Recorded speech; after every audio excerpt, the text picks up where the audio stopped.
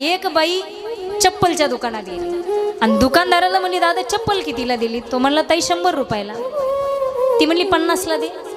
कारण सौदा करायचा असला तर आधी बायांना पुढे घालायचं. कोणत्याही गोष्टीचा सौदा करण्यामध्ये बाया लई तज्ञ.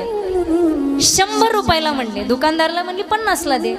तो म्हणला, ताई हे बघा 50 रुपये ही आमची खरेदी किंमत सुद्धा नाही. तुमचे 50 बाजूला ठेवा, माझे 100 बाजूला. हे बघा आता 80 ला घेऊन टाका, 80 ला. मग ती म्हणली 40 ला दे. हा म्हणला, ताई उग भवानीचं गिराईक आहे म्हणून तुम्हाला द्यायलो.